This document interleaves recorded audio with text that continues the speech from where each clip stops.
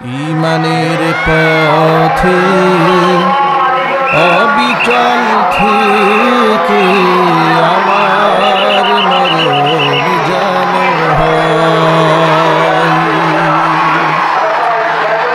ঈমানের পথে অবিচল থেকে আমার মরণ যেন হয়। তোমারই কাছে মিনতি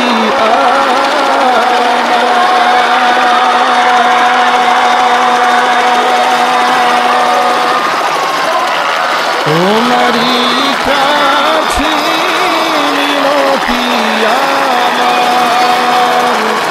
আমার মহামহিম দয়াময়।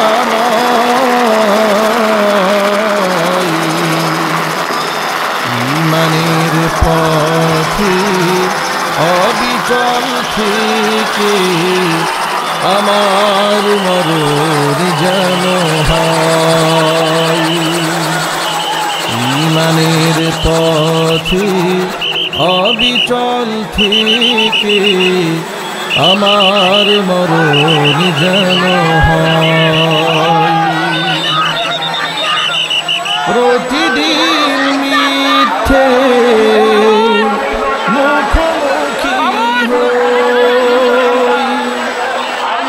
বেদিন ফাসিকরা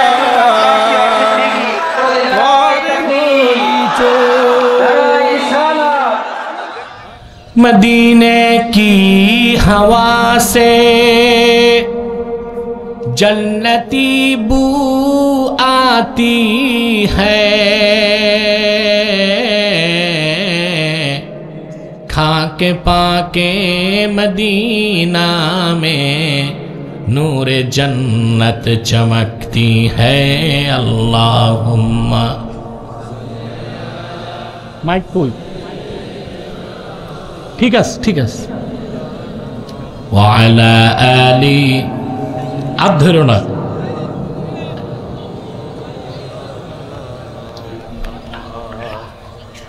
मुहम्मदुन रसूलुल्लाह सल्लल्लाहु अलैहि वसल्लम खतमल्लाहु बिहिन नुबुव्वा व हकमन ला नबी बादहु बलगल उला बिकमालिही कशफत दुजा बिजमालिही हसनत जमीअ खिसालिही।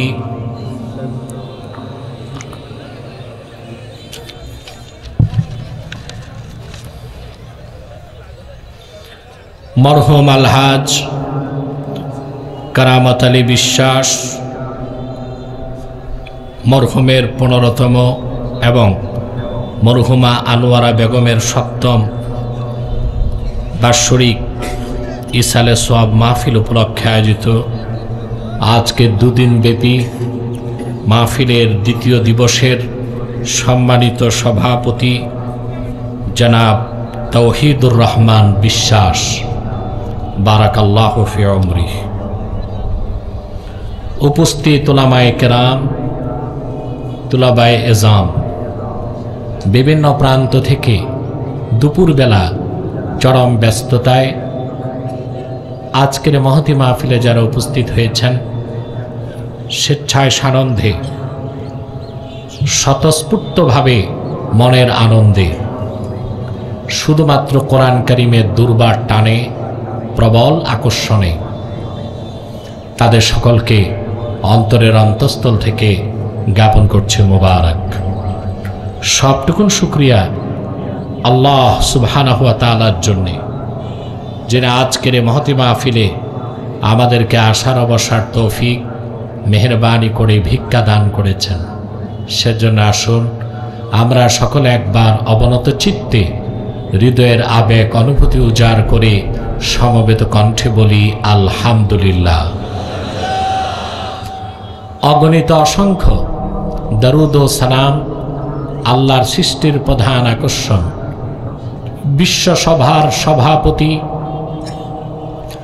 সকল নবী রাসূলগণের মাথার তাজ, শামসুল হিদায়াত, বদরুদ্দুজা, সৈয়দুস সাকালাইন, ইমামুল মুরসালিন, খাতামুন নবিয়্যিন আল মুরসালিন, আফতাবে নবুয়ত, শাহনশাহে রিসালাত, সরকারে দো জাহাঁ, সুলতানুল মদিনা, নবিয়ুল আম্বিয়া, হুজুরে আকরম, নূরে মুজাসসাম, নূরুন আলা নূর, সৈয়দিনা হাবিবিনা শফিঈনা মাওলানা মুহাম্মদ সাল্লাল্লাহু আলাইহি ওয়াসাল্লামের উপর আল্লাহ পাক যাকে আজ থেকে ১৫০০ বছর আগে প্রেরণ করেছেন সর্বশ্রেষ্ঠ সর্বশেষ নবী ও রাসূল হিসেবে, যার পরে আজ পর্যন্ত পৃথিবীতে অবশ্যই কোনো প্রকার নবী কিংবা রাসূল অবশ্যই আসে নাই,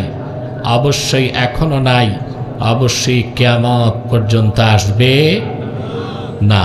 সম্মানিত সুধী, আজকে আপনারা এখানে এসেছেন, আসার পেছনে পার্থিব জাগতিক সামাজিক কিংবা রাজনৈতিক কোনো স্বার্থ নাই। আছে? আমরা এসেছি শুধুমাত্র আল্লাহ তার হাবিবের রেজামন্দি হাসিল করার জন্য। সেজন্য এই প্যান্ডেলটা 2 দিনের জন্য একটি অস্থায়ী মাদ্রাসার মর্যাদা লাভ করছে। সুবহানাল্লাহ বলবেন না? এখানে ওলামায়ে কেরাম কোরআন সুন্নাহ থেকে মূল্যবান সার গর্ভ আলোচনা আপনাদেরকে উপহার দিচ্ছে। সেজন্য এই প্যান্ডেলটা বিদায়ী মুনাজাতের আগ পর্যন্ত একটি অস্থায়ী মাদ্রাসা। আর আপনারা যারা এসেছেন তারা সবাই তালিবুল ইলমের মহান মর্যাদা লাভ করেছেন, বলেন সুবহানাল্লাহ। এতে কি আমরা খুশি না বেজার? তালিবুল ইলমের মর্যাদা অনেক বেশি, বেশি না? কথা বলে না। আপনারা এই উৎপাত করছেন কেন ভাই? আর আপনারা দাঁড়িয়ে আছেন কেন? আপনাদের কি বিবেক বলে কিচ্ছু নাই? আপনারা যদি প্যান্ডেলের পিছনে বসেন, প্যান্ডেলটা কানায় কানায় ভরে যায়। মাহফিল যত সুন্দর হবে আপনাদের কবর তত সুন্দর হবে। আমি দ্বিতীয়বার বলবো না, আমার বিশ্বাস আপনারা যারা সাতক্ষীরাতে মুসলিম তারা অত্যন্ত কালচার্ড, এডুকেটেড এবং সিভিলাইজড, খুব সভ্য, ভদ্র, সুশৃঙ্খল। আমার এই বিশ্বাসে আঘাত করবেন না। যারা দাঁড়িয়ে আছেন 1 সেকেন্ডে সামনে চলে বসে যান। আর এখানে স্বেচ্ছাসেবকদের উঠা বসার প্রয়োজন নাই। আমাকে কিছু সময় দিবেন যেন আমি আপনাদের কিছু সময় দিতে পারি। পারবো না ইনশাল্লাহ? ডানে বামে যে যেভাবে আছে থাকুক, আর কোনো উৎপাত করবেন না। সামনের ফাঁকা জায়গা পূরণ করেন। ফাঁকা জায়গাগুলোতে শয়তান বসে আছে। শয়তান আপনাদের এত প্রিয় হলো কেমন করে যে তারও মাহফিলে বসতে দেন? পিছন থেকে হালকা সামনে এসে ফাঁকা জায়গায় পূরণ করতে থাকুন। সম্মানিত সুধী, তা আপনারা যে তালিবুল ইলমের মর্যাদা পেয়েছেন এতে আপনারা খুশি না বেজার? বেশি না কম? দামটা কতটুক বাড়ছে আপনাদের?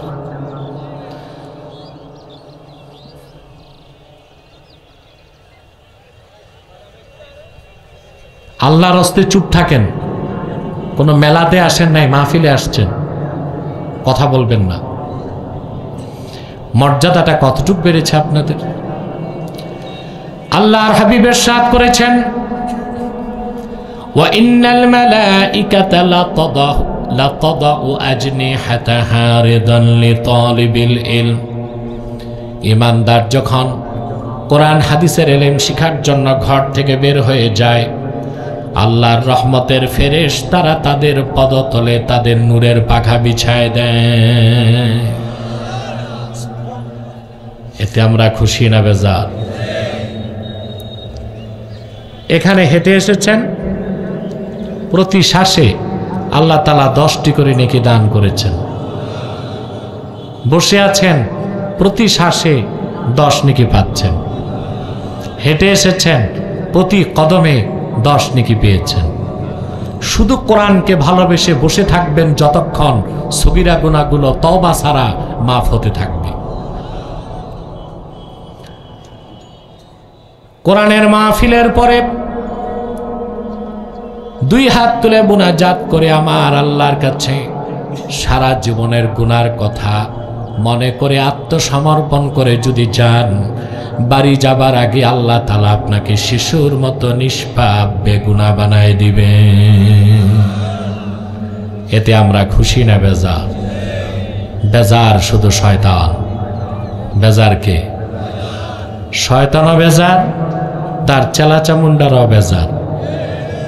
শয়তানের সব চেষ্টাই ব্যর্থ। এখন একটা বাকি আছে, আজকের দিনের পর্বে একটা মুনাজাত হবে না আসরের আগে, এর আগে শয়তান চেষ্টা করবে উঠাতে। আমরা ন্যাক নিয়ত করে শয়তানের নাপাক গালে একটি চপেটাঘাত করতে চাই। রাজি আছেন? সবাই রাজি? আমরা নিয়ত করছি কিছুক্ষণ পরে আজকের মুনাজাত করে গুনাহ মাফ করে নিষ্পাপ বেহেশতি আল্লাহওয়ালা হয়ে বাড়ি যেতে চাই। কারা কারা হাত তুলে আল্লাহ তাআলাকে দেখা?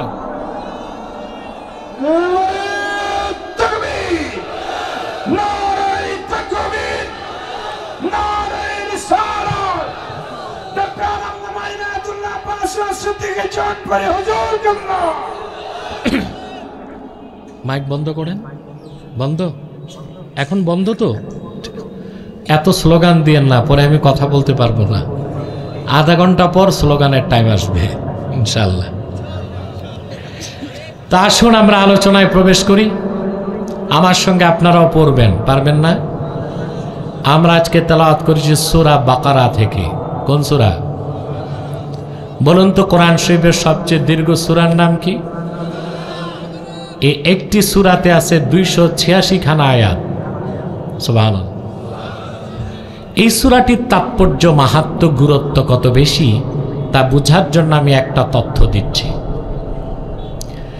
তাফসীরের কিতাবে এসেছে ওয়াকাফা আবু বকর রাদিয়াল্লাহু তাআলা আনহু 8 সানা ফি সূরাতিল বাকারা। আবু বকর রাদিয়াল্লাহু তাআলা আনহুর সূরা বাকারাটা বুঝতে 8 বছর সময় লেগেছে। সুবহানাল্লাহ বলবেন না? ভাই আমি কি মাহফিলে না কবরস্থানে? আপনারা যদি একটু দূরে আছেন, মরে তো যান নাই, আমাকে সাপোর্ট দিতে হবে, পারবেন না? সিদ্দিকে আকবরের সূরা বাকারা বুঝতে লেগেছে 8 বছর। প্রাণ খুলে বলি সুবহানাল্লাহ। কে সিদ্দিকে আকবর? যিনি নিজে ছিলেন কুরাইশি, রাসূলুল্লাহর শ্রেষ্ঠ সাহাবী। 1500 বছর আগে 17 জন উচ্চ শিক্ষিত মানুষের একজন হযরত আবু বকর সিদ্দিক। ওনার সূরা বাকারাটা বুঝতে লাগছে। আর আমাদের দেশে কমপ্লিট মৌলবী হয় 8 বছরে, ঠিক কিনা? তো সিদ্দিকে আকবরের 8 বছর কেন লাগছে তার একটা কারণও আছে। বিশ্ববরণ্য মুফাসসির আল্লামা হাফেজ ইমাদউদ্দিন ইবনে কাসির তার তাফসীরে লেখেন,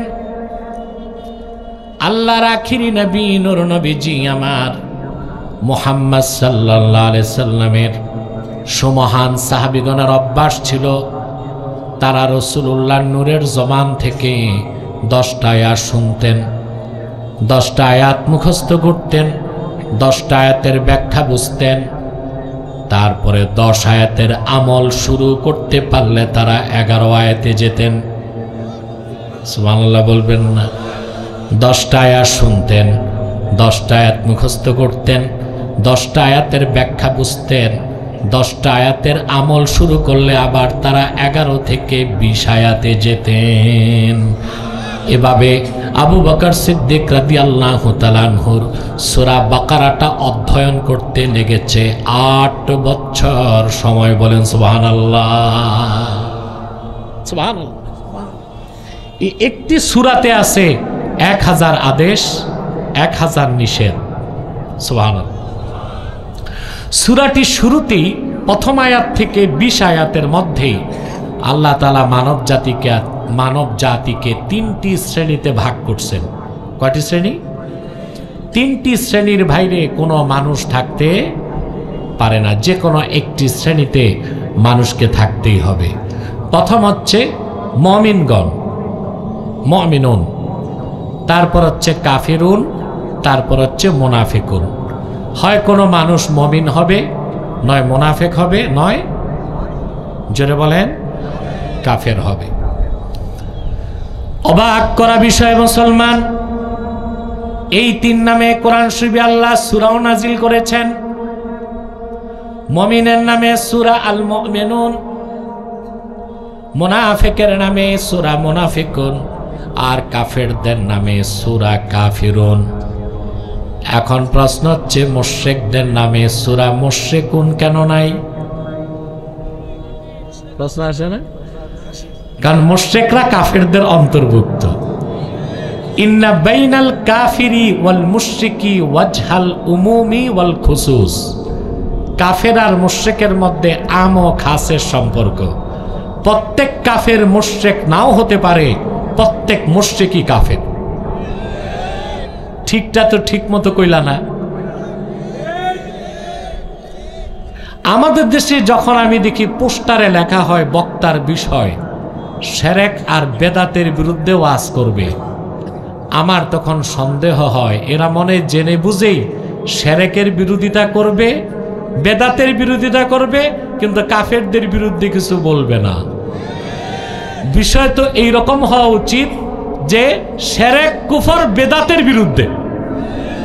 শুধু যদি বলা হয় শিরক আর বেদাত, তাহলে কেন যেন মনে হয় এখানে কাফেরদেরকে রক্ষা করার একটা দুরভিসন্ধি আছে, ঠিক কিনা?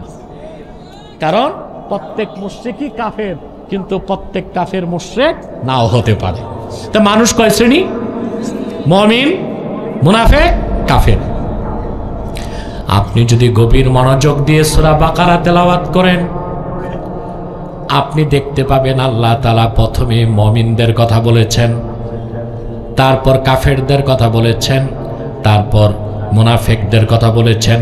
সূরা বাকারার 1 থেকে 20 পর্যন্ত গোটা মানব জাতিকে 3টি শ্রেণীতে আল্লাহ তাআলা ভাগ করে দিয়েছেন। তারপরে আল্লাহ রাব্বুল আলামিন সুস্পষ্ট সিদ্ধান্ত দিয়েছেন মুনাফিকরা চিরস্থায়ী জাহান্নামী আর কাফেররাও চিরস্থায়ী জাহান্নামী।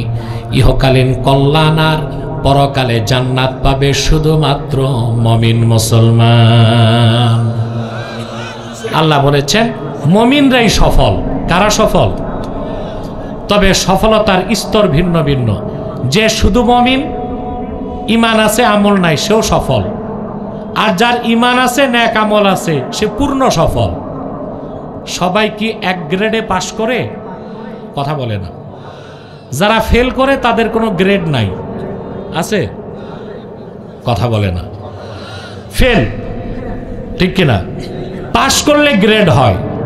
আপনারা এখন, আমাদের সময় কোনো গ্রেডিং ছিল না, এখন জিপিএ 5 কি কি আছে, এখন তো পরীক্ষায় উঠে গেছে, একেবারে শিক্ষা ব্যবস্থার অবস্থা কেরোসিন। যাক, সেদিকে নাই গেলাম, কিন্তু এখনো প্রোগ্রেসনেস, প্রতিভা যাচাই করার একটা কোনো ব্যবস্থা আছে, আছে না? কথা বলে না। তো মুমিনরাই সফল, কাফেরদের কোনো সফলতা নাই। মনে রাখবেন, প্রতিটি মানুষ সৃষ্টিগতভাবেই সফলতার কাঙ্গাল। সবাই সফলতা চায়। মানুষ তো মানুষ, ইতর প্রাণীগুলো আছে না, এগুলো কিন্তু সফলতা চায়, চায় না? ছোট্ট একটা বাবুই পাখি আল্লাহ প্রদত্ত বুদ্ধি দিয়া, টেকনোলজি দিয়া একটি ক্ষুদ্র বাবুই পাখি সুনিপুণ দক্ষতায়, চমৎকার ছান্দসিকতায় গাছের মাথায় ঘর বানায়। ঘর বানাতে সে কতটা সফল দেখেন। বাংলাদেশে যত প্রকৌশল বিশ্ববিদ্যালয় আছে, কি বুয়েট, কি চুয়েট, কি কুয়েট, কি ডুয়েট, কি রুয়েট, সব প্রকৌশল বিশ্ববিদ্যালয়ের ইঞ্জিনিয়ারগুলোকে এক জায়গায় আনলেও ক্ষুদ্র বাবুই পাখির ঘরের মতো একটা ঘর বানাতে পারবে না। পারবে? তাইলে বাবুই পাখি তার কাজে সফল। থাক ডাক্তার সাহেব, থাক, যে যেমনি আছে থাকুক, বসো। ওখানে যেসব মানুষগুলো বসতে পারতেছে না, অনেকে জিন্সের প্যান্ট লাগায় আসছে। এখন জিন্সের প্যান্ট এমন বেকায়দা, এটা কি সেলাই করে পা দেয় না পা দিয়া সেলাই করে? সুপারি গাছের মতো চিকন, বসতেও পারে না, বসলে বিপদ, বসতে বললেই তো চিচেন ফাঁক, বিপদ না? ওই রকম ছাড়া আরো কিছু লোক আছে, খান বাহাদুর, আসানুল্লাহ নাতিপুতি, এরাও তো বসবে না, দাঁড়াই থাক, সমস্যা কি আমাদের? আরে ভাই, আমাদের মাহফিলে মাঝে মধ্যে অমুসলিম হিন্দুরাও আসে, তারা বসে না, লজ্জা পায়, আমরা তাদের মনে করি দাঁড়ায় থাক। ওই রকম ছাড়া মুসলমান যারা আছেন আল্লাহর রাস্তায় বসেন।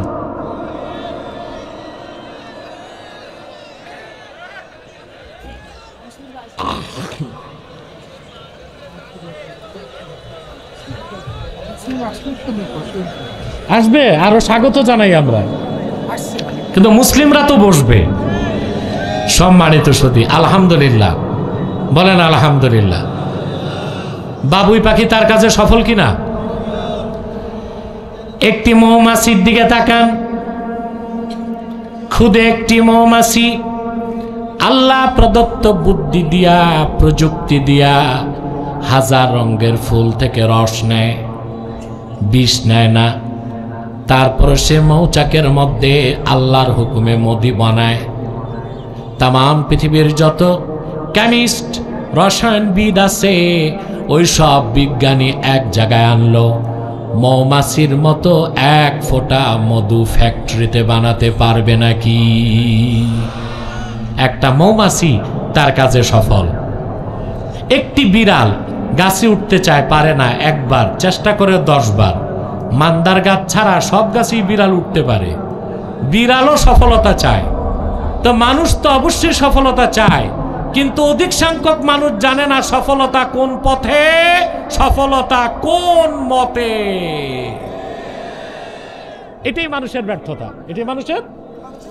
আল্লাহ রাব্বুল আলামিন মানব জাতির চূড়ান্ত সফলতার কথা বলতে যে আল্লাহ তাআলা বলেন, হুদাল্লিল মুত্তাকিন, এ কোরআন মুত্তাকিদের জন্য পথ প্রদর্শক, বলেন সুবহানাল্লাহ। এই মুত্তাকি কারা? আল্লাহ বলছেন, আল্লাযীনা ইউমিনুনা বিল গায়বি ওয়া ইউকিমুনাস সালাতা ওয়া মিম্মা রাযাকনাহুম ইউনফিকুন। যারা বিশ্বাস স্থাপন করে গায়বের উপর, 5 ওয়াক্ত নামাজ আদায় করে এবং আমার প্রদত্ত রিজিক থেকে খরচ করে। সুবহানাল্লাহ বলবেন না? ওয়াল্লাযীনা ইউমিনুনা বিমা উনজিলা ইলাইকা ওয়া মা উনজিলা মিন ক্বাবলিক ওয়া বিল আখিরাতি হুম ইউকিনুন। এবং যারা মুহাম্মদ সাল্লাল্লাহু আলাইহি ওয়াসাল্লাম আপনার উপর অবতীর্ণ কোরআনকে বিশ্বাস করে, পূর্বে যে কিতাবগুলো নাজিল হয়েছিল তাও বিশ্বাস করে, আখিরাতকে বিশ্বাস করে, আল্লাহ বলেন তারাই পরিপূর্ণ মুমিন, তারাই মুত্তাকি। উলাইকা আলা হুদাম মির রাব্বিহিম ওয়া উলাইকা হুমুল মুফলিহুন। তারাই তাদের রবের হেদায়েতের উপর প্রতিষ্ঠিত আছে, আর তারাই চূড়ান্তভাবে সফল হয়ে গেছে, বলেন সুবহানাল্লাহ। সফলতা কোন পথে, সফলতা কোন মতে, আল্লাহ তা সূরা বাকারার প্রথম কয়েক আয়াতে স্পষ্ট করে দিয়েছেন, বলেন সুবহানাল্লাহ। ঘুমাইবা নাকি? ঘুমাবা? খেতা বালিশ? সম্মানিত সুধী, আমি আশরাফুল ইসলামকে স্নেহ করি, এই জন্য একটু কৌতুক করলাম। এই তো কোলবালিশ আনলো বার্তা, নড়াচড়া করো না, আমার মনোযোগ নষ্ট হয়ে যায়।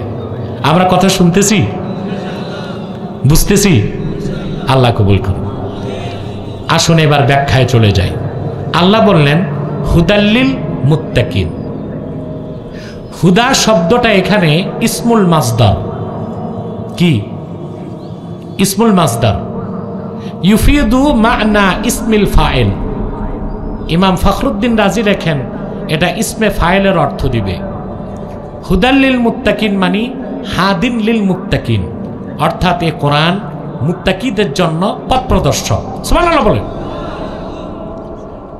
তোমরা যারা অর্ধেক রোদে অর্ধেক ছায়ায়, এটা ক্ষতি হচ্ছে তোমাদের, এটা হাদিসে নিষেধ আসছে, এতে মারাত্মক রোগ হয় শরীরে। অর্ধেক রোদ ওদেরকে, আরে ভাই ওদের তো কাজও আছে, ব্যাটারি চেঞ্জ করতে হয়, আর ওদেরকে তো সুযোগ দিতে হবে। আপনারা এখানে হাজার হাজার লোক আছেন, আর তারা বক্তব্যটা পৌঁছাবে লাখো লাখো লোকের কাছে। মিডিয়াও তো দরকার আছে, আছে না? আমার দৃষ্টিতে ইসলামের পক্ষে যে মিডিয়া কাজ করে তাদেরকে আপনাদের উচিত আপ্যায়ন করা, আমি মনে করি। কারণ তারা ব্যবসার উদ্দেশ্যে হোক আর যে উদ্দেশ্যে হোক, ওয়াজ মাহফিলটাকে তারা লাখো লাখো মানুষের কাছে পৌঁছে দিচ্ছে আমাদের আলোচনা। স্যাটেলাইট মিডিয়া যেগুলো আছে এগুলো তো সব ইহুদির দালাল। 10 লাখ মুসলমান এক জায়গায় হলেও কোনো কাভারেজ দিবে না, আর 30 জন হিন্দু মিলে রথ যাত্রা করবে, সব স্যাটেলাইট চ্যানেল তাদের কাভারেজ দিবে। ওরা তো আমাদের পক্ষে না। এই মিডিয়াগুলো মুসলমানের পক্ষে, ইসলামের পক্ষে, ইসলামিক স্কলারদের বক্তব্য লক্ষ লক্ষ মানুষের কাছে পৌঁছে দিচ্ছে। তো তাদেরকেও আপনারা ধমকাবেন না, গালিগালাজ করবেন না। তবে তারা ভুল করলে আমরা সংশোধন করব ইনশাআল্লাহ। সম্মানিত সুধী, তো যে কথা বলছিলাম, আমাদের ব্যবসা কার সাথে? আল্লাহর সাথে। এখন মানব জাতিকে আল্লাহ 3টা জিনিসে দিছে: ব্যবসা, চাকরি, কৃষিকাজ। 4 নাম্বার কিছু আছে? আছে, একটা জমির দালালি। কি এটা? জমির দালালি। এটা ব্যবসাও না, চাকরিও না, কৃষিও না। আপনার জায়গা বেচে দিবে 1 কোটি, ফাওয়ে 10 লাখ পকেটে। এইরকম সমাজে অনেক কাঙ্গাল আঙ্গুল ফুলে কলা গাছ হয়েছে। এটা কি ব্যবসা, চাকরি, কৃষি? এটা দালালি। যদি বলেন শরীয়ত মোতাবেক এটার হুকুম কি, ইসলামী অর্থনীতির ভাষায় এটা বাইয়ে ফাসেদ, এটা মাকরু, মাকরু তাহরিমা, মাকরু তাহরিমা। কারণ ব্যবসা মানে বিনিময় থাকতে হবে। তা আমাদের ব্যবসা মানে লাভ লস আছে। কি আছে? লাভ লস আছে। সেজন্য আল্লাহ তাআলা বলেছেন, ওয়াল আসরি ইন্নাল ইনসানা লাফি খুসর। শপথ আসরের, নিশ্চয়ই মানুষ ক্ষতির মধ্যে আছে। কিন্তু আল্লাহ তাআলা বলে দিলেন, ইল্লাল্লাযীনা আমানু, তারা ছাড়া যারা ঈমান এনেছে, ওয়া আমিলুস সালিহাত, নেক আমল করেছে, তারা ক্ষতিগ্রস্ত না। যাদের ঈমান আছে তারা মহা ক্ষতি থেকে বেঁচেছে, আর ঈমানের সাথে যাদের আমল আছে তারা পুরা ক্ষতি থেকে বেঁচেছে। যাদের ঈমান আছে তারা বড় ক্ষতি থেকে বেঁচেছে, আর যাদের ঈমানের সাথে আমল আছে তারা ব্যবসায় পুরা লাভবান, তারা পুরা ক্ষতি থেকে বেঁচেছে, পুরাপুরি ব্যবসায় লাভবান হয়ে গেছে। আমি আপনাদেরকে একটা উদাহরণ দিচ্ছি। আপনার 10 লাখ টাকা পুঁজি, কত? ব্যবসা করেন, প্রতিদিন আপনার নেট প্রফিট আসে 1000 টাকা। কত? ঘটনাচক্রে 3 দিন হয়ে গেছে হরতাল। হরতাল তো বুঝেন আপনারা? কথা বলেন। বাঙালির চেয়ে বেশি হরতাল বুঝবে কারা? দেশ স্বাধীনের পর যতবার হরতাল হয়েছে বাংলাদেশে, পশ্চিমা দুনিয়ায় 200 বছরও হরতাল হয় না এইরকম। তবে জানেন না আপনারা, এই হরতাল বাঙালি শব্দ না, এটা একটা গুজরাটি শব্দ। শব্দটা আমাদের না, পাশের। তার মানে বাঙালি আকাম কুকাম শিখছে অন্যদের কাছ থেকে, ঠিক কিনা? বাঙালি জাতি হিসেবে খুবই অতিথিপরায়ণ, সভ্য, ভদ্র, শান্ত, মিশুক, ঠিক কিনা? বাঙালিকে চুরি চামারি বদমাশি শিখাইছে ইংরেজরা। ভালো কাজগুলো বাঙালি শিখছে পূর্বপুরুষ থেকে, আর যত সহিংসতা সন্ত্রাস এগুলো শিখছে পার্শ্ববর্তীদের কাছ থেকে। যেমন হরতাল শব্দ, এটা আমাদের বাঙালি শব্দ না, এটা গুজরাটি শব্দ। আমি কি বুঝাইতে চাইছি বুঝছেন তো? কথা বলে না। হরতাল মানে যে জিনিস সব জিনিসের তাল নষ্ট করে, তার নাম হরতাল। একটি রাষ্ট্রের ইকোনমিক্যাল স্টেবিলিটি অর্থনৈতিক গতি ঠিক রাখতে চারটা জিনিস লাগে: ইম্পোর্ট, এক্সপোর্ট, প্রোডাক্ট এবং ট্রান্সপোর্ট। আমদানি, রপ্তানি, উৎপাদন, পরিবহন। হরতাল দিলে এই চার জিনিসের তাল নষ্ট হয়, তখন দেশের অর্থনীতিতে লাল বাতি জ্বলে। তবে হরতাল নিয়ে বাংলাদেশে ফতুয়া দুই রকম: সরকারি দলে থাকলে হরতাল নাজায়েজ, বিরোধী দলে থাকলে হরতাল জায়েজ। যাক, আমি আর সেদিক যাচ্ছি না, মানে যা বাস্তব সত্য। সরকারি দলে থাকলে হরতাল কি নাজায়েজ, আর বিরোধী দলে থাকলে জায়েজ। বাকি সরকারি দলও কিছু মুফতি আছে, বিরোধী দলও মুফতি আছে, ওনারা বাকি ফতুয়া দিবে, আমি আসলটা দিলাম। হরতাল 3 দিন হলো, মাস শেষে আপনি দেখলেন আপনার প্রফিট হয়েছে 27,000 টাকা। লস কত? কথা বলে না। ব্যবসায় ক্ষতি হয়েছে না? কেমন ক্ষতি? লাভের ক্ষতি। কেমন ক্ষতি? আবার আপনি 10 লাখ টাকার মাল বোঝাই করলেন সাতক্ষীরা থেকে, মাল যাবে ঢাকা কাপ্তান বাজার। ভাঙ্গা পার হবার পরে দুর্বৃত্ত পেট্রোল বোমা মারল, আগুনে জ্বলে ট্রাক, সামান, ড্রাইভার, হেল্পার সব অঙ্গার। এটা কেমন ক্ষতি? পুরাই ক্ষতি, আগাগোড়াই ক্ষতি, পুরাই লস। চালানো গেছে, লাভও গেছে। কাফের মুশরিকের আগাগোড়াই ক্ষতি, পরকালে জাহান্নাম ছাড়া নাই গতি। আবার বলছি, কাফের মুশরিকের আগাগোড়াই ক্ষতি, পরকালে জাহান্নাম ছাড়া নাই কোনো গতি। কিন্তু যে ব্যক্তি ঈমান এনে মুসলমান হয়ে যাবে, সে ব্যবসার পুঁজি পেয়ে গেল, তার নাম ঈমান। যদি তার আমল নামায় নেক আমল একটাও না থাকে, ঈমানের দৌলত সিনায় নিয়ে কবরে যায়, আল্লাহ তাআলা শাস্তি দেবার পরও কোনো একদিন তাকে জান্নাত দিবেন। সুবহানাল্লাহ, কোনো একদিন তাকে জান্নাত দিবেন। এটা আল্লাহ রসুলের সাথে আল্লাহর চুক্তি। আল্লাহু আকবার। আল্লাহ রাব্বুল আলামিন সূরা দুহাতে বলেন, ওয়াদ-দুহা ওয়াল-লাইলি ইযা সাজা মা ওয়াদ্দা'আকা রাব্বুকা ওয়া মা ক্বালা ওয়ালাল আখিরাতু খায়রুল লাকা মিনাল উলা ওয়ালাসাওফা ইউ'তিকা রাব্বুকা ফাতারদা। হাবিব মুহাম্মদ সাল্লাল্লাহু আলাইহি ওয়াসাল্লাম, আপনার রব আল্লাহ আখিরাতে আপনাকে এত বেশি নেয়ামত দিবেন, আপনি রাসূল রাজি হয়ে যাবেন। এই আয়াতের তাফসিরে, তাফসির কুরতুবী 10ম খণ্ডে আল্লামা ইমাম কুরতুবী রাহমাতুল্লাহ হাদিস নকল করেছেন। হিসাব নিকাশের পরে মুমিনরা চলে যাবে জান্নাতে, কাফেররা চলে যাবে জাহান্নামে। আল্লাহ রাব্বুল আলামিন জান্নাতুল ফেরদাউসে আপন দোস্ত মুহাম্মদ সাল্লাল্লাহু আলাইহি ওয়াসাল্লামকে 1000 নূরের প্রাসাদ দান করবেন।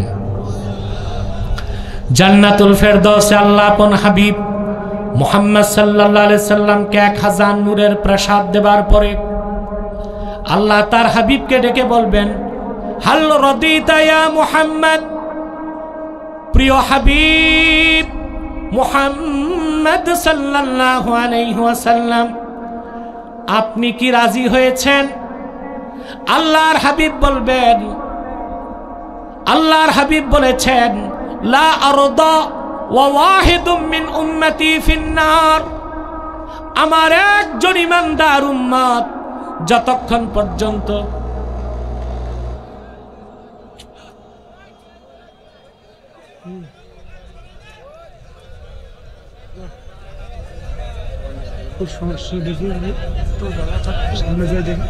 আপনারা এই জায়গাটা কেন করছেন? সমস্ত সেটিং যদি একবার নষ্ট হয় তো দীর্ঘ সময় লাগে। আপনারা উঠতেছেন কারা? বসেন। এত বিশৃঙ্খলা করলে হয় নাকি? যারা আউলিয়া কেরাম, এই লোকগুলো এসে ডিস্টার্ব করছে।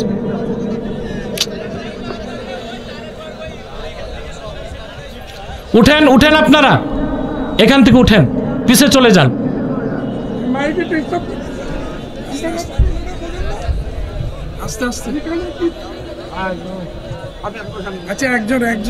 সম্মানিত সুধী, এত সুন্দর একটা পরিবেশকে আপনারা যারা নষ্ট করছেন, কবরের ভয় নাই? বাস বসে গেছে, বসে থাক, নড়াচড়া করবে না। আর মাইকম্যান, সাউন্ডটা একটু বাড়ায় দাও, আর ধরো না। তোমার তো মাথায় টুপি নেই, আমার তো মনে উজুও নাই। এরা ওয়াজেও যায়, আবার ডিজে পার্টিতেও যায়। বাস আর ধরো না, 3 হাত দূরে থাকো, কারণ মাইকম্যান একটা চুলকানি থাকে একটু পর পর ধরার। একটু দূরে থাকো, ডিস্টার্ব হলে ধরো। হ্যাঁ, আর এখানে কাউকে আসতে দিবেন না। সম্মানিত শুধু কথা শুনতেছেন? রাসূলুল্লাহ ওয়াদা করেছেন, লা আরদা ওয়া ওয়াহিদুম মিন উম্মতি ফিন্নার। আমার একজন ইমানদার উম্মত যতক্ষণ জাহান্নামে থাকবে, আমি রাসূল রাজি হব না।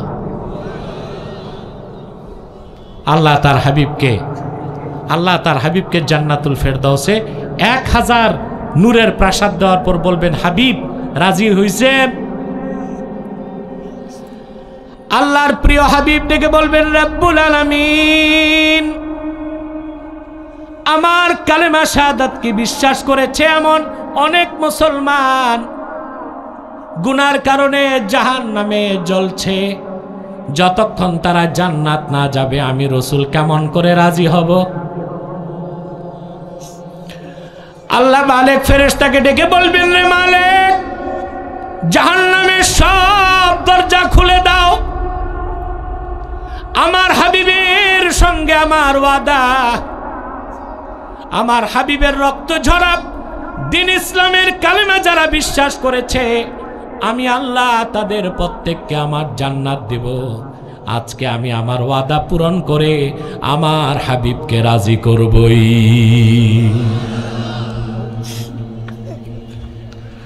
ইবনে মাজাহ, আরবের ছাপ, প্রথম খণ্ড, 60 পৃষ্ঠা। জাহান্নামের দরজা খুলে যাবে।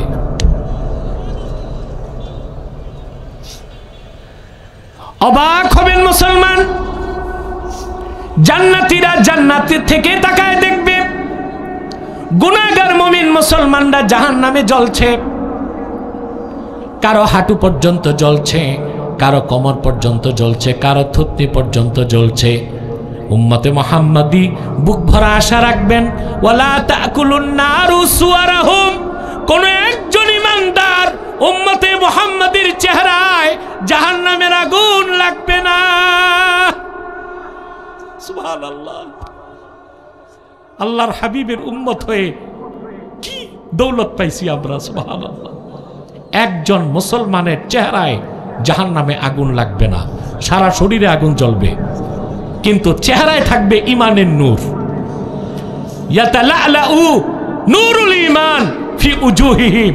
মুমিনদের চেহারায় কালেমার নূর জ্বলজ্বল করতে থাকবে।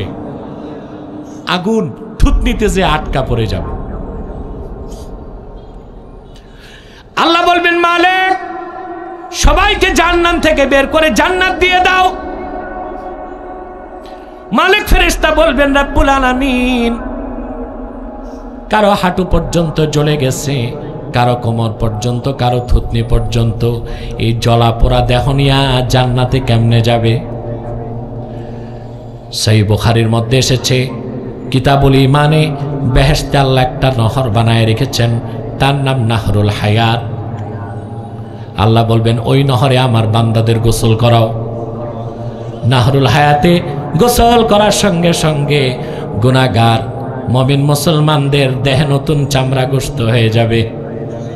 হাসতে হাসতে তারা আমার আল্লাহর জান্নাতে চলে যাবে। রাসূলুল্লাহ ডেকে বলবেন, ইয়া রাব কদ রাদিতু। মালিক রাজি হয়ে গেলাম, তোমার সাথে জাহান্নামের কোথাও আমার কালেমা বিশ্বাস করেছে এমন একজন মানুষও নাই, সব জান্নাতে। সুবহানাল্লাহ।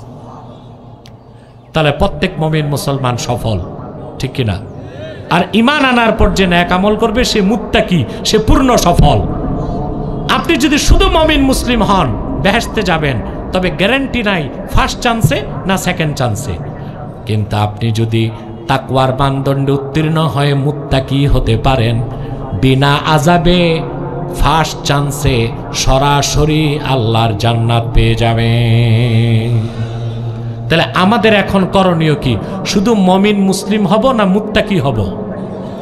ঈমান আনার পর আমাদেরকে আল্লাহ কিছু কাজ দিয়েছেন, এই কাজগুলো করলে আমরা শুধু মুমিন মুসলিম হব না, মুত্তাকির দরজা লাভ করব আর ফার্স্ট চান্সে আল্লাহর জান্নাত পাবো। আমি কি সেই কথাগুলো বলবো? কথা বলে না। আমি আরো আধা ঘন্টা টাইম চাই আপনাদের কাছে। আলহামদুলিল্লাহ, দিনের বেলায় মাহফিলটা জনসমুদ্রের রূপ নিয়েছে, শুধুমাত্র আল্লাহর কোরআনের মহব্বত ইজ্জতে মানুষগুলো এসেছে, ঠিক কিনা বলেন? আমার বিশ্বাস আজকের মোনাজাত কবুল হবে, আল্লাহ কবুল করুক, মঞ্জুর করুক, বলুন আল্লাহুম্মা আমিন। কথা শুনতেছেন? এবার আসেন মুত্তাকি কারা, আল্লাহ ব্যাখ্যা দিচ্ছেন। পুরুষের চেয়ে মহিলা বেশি, যেটা তো স্বাভাবিক। প্রধানমন্ত্রী মহিলা, স্পিকার মহিলা, বাইতুল মোকাররমের খতিব ছাড়া সব জায়গায় মহিলাদের দায়িত্ব কর্তৃত্ব, তো মহিলা বেশি আসবে এটা অবাক হবার কি? আর সাতক্ষীরার মা বোনরা এমনিতেই একটু ইসলাম প্রিয়, আলহামদুলিল্লাহ, ঠিক না? আমি জানি না মহিলাদের প্যান্ডেল কোন দিক, পিছনে। যাক, তারা শুনতেছে। আপনারা যে হাজার হাজার লোক আছেন তার দ্বিগুণ মহিলা আছে, বলেন আলহামদুলিল্লাহ। না ডাক্তার সাহেব, এতে আমার টাইম লস হবে, মনোযোগ নষ্ট হবে, থাকুক, আমার গুনাহ মাফ হইতেছে, থাকুক। সম্মানিত সুধী, কথা খেয়াল করতেছেন? এখন শুধু মুমিন মুসলিম হবেন না মুত্তাকি হইতে হবে? কিভাবে হবেন আল্লাহ বলে দিয়েছেন, আল্লাযীনা ইউমিনুনা বিল গায়ব। ঈমান আনার পরে সেটা হচ্ছে যারা বিশ্বাস স্থাপন করে গায়েবের উপর, এটা ঈমান। এটা কি গায়েব? অর্থ কি বলেন তো? অদৃশ্য না, এটা ভুল। না দেখি বিশ্বাস, এটাও আংশিক। গায়েবের অর্থ আমরা 88% মুসলমান জানি না, কিন্তু ঝগড়া করি এলমে গায়েবের মাসালা নিয়া। একজনকে বলি তুই সুন্নি বেদাতি, আর সে কয় তুই ওহাবি খারিজি, ঠিক কিনা? কিন্তু শতকরা 80% মুসলমানই জানে না গায়েব অর্থ কি। ইমামে খাজেন তাফসীর খাজেন প্রথম খণ্ডে আল্লাযীনা ইউমিনুনা বিল গায়বের ব্যাখ্যায় লিখেছেন, কুল্লু মা গাবা আন হাওয়াসিল খামসা, প্রত্যেক সেই জিনিস যা পঞ্চ ইন্দ্রিয় থেকে দূরে। ইন্দ্রিয় কয়টা? চক্ষু, কর্ণ, জিহ্বা, নাসিকা, ত্বক। এই 5টা ইন্দ্রিয় যে জিনিস ধরতে পারে না, দেখতে পারে না, ছুঁইতে পারে না, অনুমান করতে পারে না, অনুভব করতে পারে না, সেটাকেই বলা হয় গায়েব। হতে পারে তা বহু দূরে, হতে পারে তা খুব কাছে। সেজন্য দেখেন সূর্যটা জমিন থেকে 9 কোটি 30 লক্ষ মাইল দূরে। কত? প্রায় 15 কোটি কিলোমিটার। আলোর গতি সেকেন্ডে 1,86,000 মাইল। আর সূর্য উদিত হবার পর পৃথিবীতে আলো আসতে টাইম লাগে 8 মিনিট 20 সেকেন্ড। কতক্ষণ? কারণ গতি কত সেকেন্ডে? 1,86,000 মাইল। আর সূর্য আমাদের থেকে 9 কোটি 30 লক্ষ মাইল দূরে। এই জন্য পৃথিবীতে সূর্যের আলো আসতে লাগে 8 মিনিট 20 সেকেন্ড। এত দূরের সূর্যটা কি গায়েব? আমাদের চক্ষু ধরছে, চামড়া ধরছে, এই জন্য এটা গায়েব হয় নাই। অদৃশ্যকে গায়েব বলা হয় না। অদৃশ্য যদি গায়েব হয়, এই যে বাতাস, আমরা অক্সিজেনকে ইনহেল করি, কার্বন ডাই অক্সাইডকে এক্সহেল করি, ঠিক না? এটা কি দৃশ্যমান না অদৃশ্য? অদৃশ্য। তো অদৃশ্য যদি গায়েব হয় তো নাক দিয়া ঢুকে কি? প্রশ্ন আসে না? তাহলে অদৃশ্যকে, মহিলা এখানে আসবে না, আমি বলবো, বলে দিব। বাচ্চার নামটা রাখো, আমি বলে দিব। সম্মানিত সুধী, কথা খেয়াল করতেছেন? তাহলে অদৃশ্যকে গায়েব বলা হবে না। গায়েব কোনটা? পঞ্চেন্দ্রিয় যা ধরতে পারে না, অনুমান করতে পারে না, অনুভব করতে পারে না, তাকে বলা হয় গায়েব। সেজন্য 9,30,00,000 মাইল দূরের সূর্যটা গায়েব হয় নাই, কিন্তু 3.5 হাত নিচের কবরটা। মুমিনের কবর জান্নাতের টুকরা, কাফেরের কবর জাহান্নামের টুকরা। কবর দেশে মজা আছে, সাজা আছে, সুখ আছে, কান্না আছে, তর্জন আছে, গর্জন আছে। আমরা কি শুনতে পাই? 3.5 হাত নিচের কবরে সুখ আছে, শান্তি আছে, তর্জন আছে, গর্জন আছে। আমরা কেন শুনি না? কারণ সেটা আলমে বারজাখ, কবর জগৎ, সেটা গায়েবের সাথে সম্পর্ক রাখে। ঠিকটা ঠিক মতো কইলেন না? গায়েব বুঝতেছেন? কবর কি তর্জন গর্জন হয় না? কথা বলে না, হয়। আমরা শুনি না কেন? হাদিস, আল্লাহর হাবিব বলেছেন, মুমিনকে কবরে রাখার পর সওয়াল জবাবের পর মাটি একটা চাপ দেয় ডান থেকে, মাটি একটা চাপ দেয় বাম থেকে। মানুষটা এত জোরে চিৎকার দেয়, দুনিয়ার পূব থেকে পশ্চিমে আওয়াজ চলে যায়, কিন্তু জিন আর মানুষ শোনে না। সুবহানাল্লাহ। রাসূলুল্লাহর এই হাদিসের কাছেও বর্তমান বিজ্ঞান ১৫০০ বছর পরে মাথা নত করে দিছে। মানুষের শ্রবণ শক্তি 20 সেকেন্ড থেকে 20,000 সেকেন্ডে, 20 থেকে 20,000। আওয়াজ পাইছেন? পাইছেন? কেন? আমি পদার্থে আঘাত করছি, এটা বাতাসে কম্পন সৃষ্টি করছে, আওয়াজটা ভাসতে ভাসতে আপনার কানে গেছে। তো পদার্থবিজ্ঞান বলে কোনো বস্তুর কম্পন যদি সেকেন্ডে 20-এর কম হয়, ওই আওয়াজ মানুষ শুনবে না। আবার কোনো বস্তুর কম্পন যদি সেকেন্ডে 20,000-এর বেশি হয়, সেই তীব্র আওয়াজও মানুষ শুনবে না। এই জন্য শব্দের চেয়ে কোনো বস্তুর গতি যখন 6 গুণ বেশি হয়, কয় গুণ? ওইটাকে বলে সুপারসনিক। আর যখন 12 গুণ বেশি হয়, ওইটাকে বলে হাইপারসনিক। তখন সনিক বুম, সেই তীব্র আওয়াজ মানুষ শুনতে পায় না। বিজ্ঞান পাইছে ১৫০০ বছর পরে, হাদিস আমাদের শিখাই দিছে ১৫০০ বছর আগে। আমি বলি, কবরে মানুষ যখন চিৎকার দেয়, সেই আওয়াজটা তো সেকেন্ডে 20 কোটিরও বেশি। সেই জন্য বিজ্ঞান এটা মানতে বাধ্য, কবরের আওয়াজ কোনো মানুষ শুনতে পাবে না। বিল গায়েব ওয়া ইউকিমুনাস সালাহ আইওয়াদুনাস সালাওয়াতিল খামসি মাআল জামাআতি ফি ওয়াক্তিহিন্না। ঈমান আনার পরে যারা যথাসময়ে জামাতের সাথে 5 ওয়াক্ত নামাজ আদায় করে, তাহলে যার ঈমান আছে নামাজ নাই, সে মুত্তাকি হইতে পারে না। আর যে মুত্তাকি নয়, সে কোনোদিন সুন্নি হতে পারে না। আমাদের দেশে কিছু ভণ্ড সুন্নি আছে, 1 ওয়াক্ত নামাজ পড়ে না, ঠিক না? মুখে দাড়ি নাই, দাবি করে আশেকে রসুল। যার নামাজ নাই, মুখে দাড়ি নাই, ওটা আশেকে রসুল না দুশ্মনের রসুল? ওটা সুন্নি? কথা বলেন না ফাসেক? ফাসেক। তাহলে ঈমান আনার পর লাগবে কি? 5 ওয়াক্ত নামাজ। আপনি কি নামাজ পড়েন? না, সবাই পড়েন না। এখানে এমন মুসল্লি আছে আজকের ফজর পড়ে নাই, জোহর পড়ে নাই, পাক্কা নিয়ত আজকের আসরও পড়বে না, ঠিক কিনা? আবার এমন মুসল্লি আছে 1 ওয়াক্ত নামাজ স্বীকার করে না। আবার এমন মুসল্লি আছে 30 বছর নামাজও পড়ে, সুযোগ পেলে সুদ খায়, পাল্লায় ওজনে কম দেয়, আরেক ভাইয়ের সীমানা ধাক্কায়, বিচার আচারে বসলে 2 দিক থেকেই বাইপাস। এটা আসেনি এই সমাজে? আছে? কম কম না বেশি? মানে ওই ডাক্তার সাহেব কয় কম, একটু কম অন্য জায়গার তুলনায়। যাক, বিচার আচারে বসলে আসর নামাজ পড়ে বিচারে বসে, মাগরিব পরে বিচার হইল, মাগরিব নামাজ পড়ে বিচারের পর যে ঘুষের প্যাকেট পকেটে নিয়ে বাড়ি যায়। এরকম নামাজি আছে না নাই? পৃথিবীর মানুষকে মুহাদ্দিসগণ নামাজ পড়া আর না পড়ার দৃষ্টিকোণ থেকে 4 ভাগ করছেন। কয় ভাগ? আমি দেখব আপনারা কোন শ্রেণীতে আছেন বা থাকতে চান, বলবো। আল্লাযীনা লাম ইয়াকবালুস সালাতা আকিদাতান ওয়ালা আমালান উলাইকা মাসিরুহুমুস সাকার।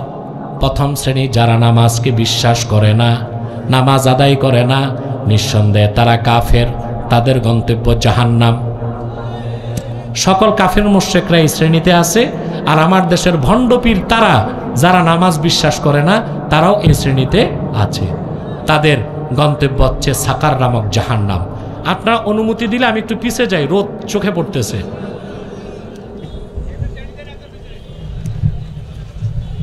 চেয়ারগুলো পিছে করে আর একটু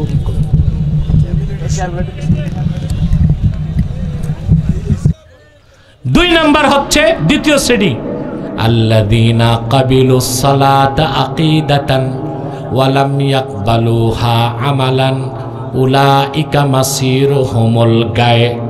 দ্বিতীয় শ্রেণী যারা নামাজকে বিশ্বাস করে কিন্তু নামাজ আদায় করে না। 14 কোটি মুসলমানের মধ্যে বাঙালি মুসলমান এই শ্রেণীতে বেশি, যারা নামাজকে স্বীকার করে কিন্তু নামাজ পড়ছি ধরছি পড়ছি ধরছি করতে করতে ওয়ারেন্ট অফিসার চলে আসে। এ ওয়ারেন্ট অফিসার কোনো থানা থেকে আসে? কথা বলে না।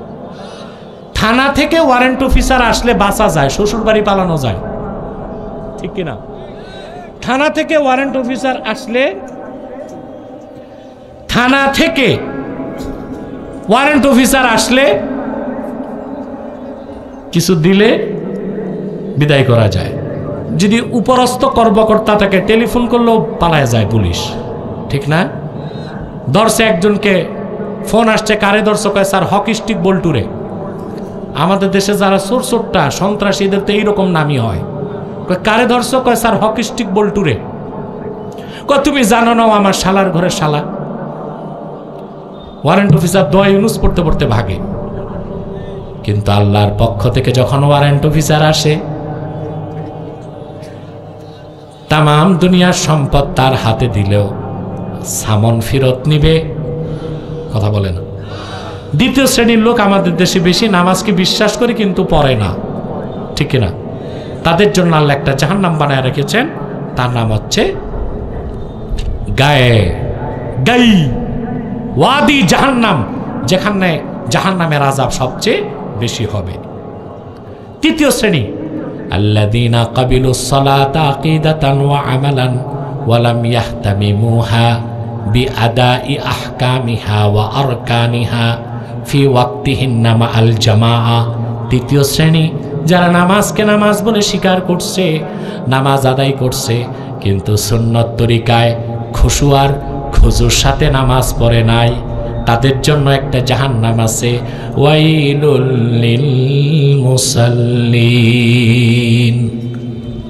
নামাজ পড়ছে খুশুর সাথে পড়ে নাই, নামাজ পড়ছে নিয়ত ঠিক করে পড়ে নাই, নামাজ পড়ছে ঠিক মতো উজু করে নাই, এইরকম নামাজি 30 বছর নামাজও পড়ে, সুযোগ পেলে সুদও খায়, ঘুষও খায়। এই 3 শ্রেণীর কোনটায় থাকবেন? একটা তো না, তাহলে আরেকটা শ্রেণী আছে, কথা বলে না। বলবো এই চতুর্থ কথাটা হৃদয়ে লিখে ফেলেন, পারবেন তো? ওয়াল্লাযীনা কাবিলুস সালাতা আকিদাতান ওয়া আমালান ওয়াহতামামুহা বিআদাই আহকামিহা ওয়া আরকানিহা ফি ওয়াক্তিহিন্না মাআল জামাআতি বিল খুশুই ওয়াল খুজু উলাইকা মাসিরুহুমুল ফিরদাউস। চতুর্থ শ্রেণী যারা পরিপূর্ণ ঈমান আনার পরে জামাতের সাথে যথাসময়ে যথা নিয়মে সুন্নত তরিকায় খুশু এবং খুজুর সাথে 5 ওয়াক্ত নামাজ আদায় করছে, তাদের গন্তব্য আল্লাহর জান্নাতুল ফিরদাউস। তাহলে আমরা কি ঈমান আনার পরে 5 ওয়াক্ত নামাজ পড়ব জামাতে খুশু খুজুর সাথে? খুশু খুজু আপনারা বুঝেন না। আরে খুজু আরবিতে অঙ্গ প্রত্যঙ্গকে বলে উজউন, এর বহুবচন আযা। মুসল্লি যখন নামাজে দাঁড়ায় তখন তার সব অঙ্গ প্রত্যঙ্গ হয়, দেহ হয় কিবলামুখী, এটার নাম খুজু। এটার নাম কি? আর দিলটা হবে আল্লাহমুখী, ওইটার নাম খুশু। সুবহানাল্লাহ। মুমিন যখন নামাজে দাঁড়াবে তার দেহের কিবলা হবে কাবা, আর তার মনের কিবলা হবে কাবার মালিক আমার আল্লাহ। দেহের কিবলা যখন কাবা হবে, তার নাম খুঁজো, আর মনের কেবলা যখন আমার আল্লাহ হবেন তারই নাম খুশু। এই খুশু আর খুজুর সাথে 40 বছর লাগবে না, মাত্র 40 দিন যদি জামাতে তাকবীরুল্লাহ নামাজ পড়েন, আল্লাহর কসম আপনার নাম আল্লাহ তাআলা ইমানদারের খাতায় তুলে দিবেন।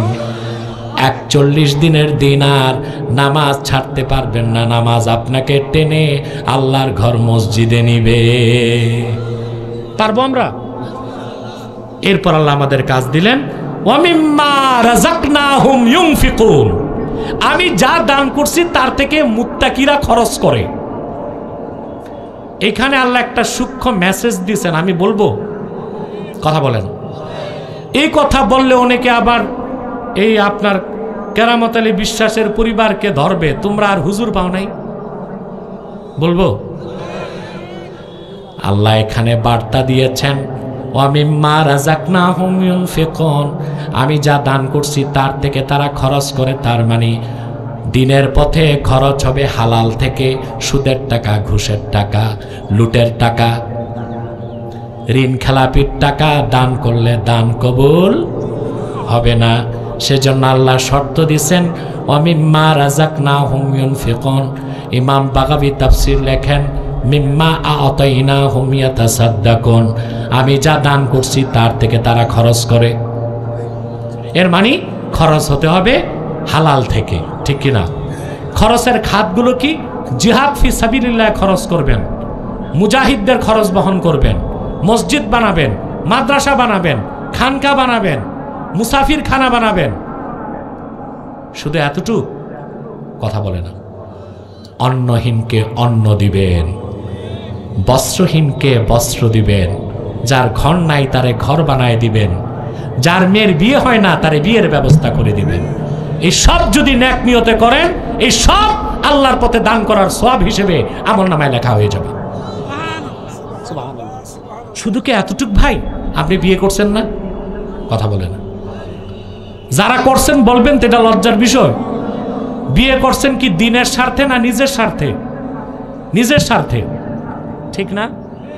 এই যে বউ বাড়ি আনলেন, বাচ্চা কাচ্চা হয়েছে না, কথা বলেন।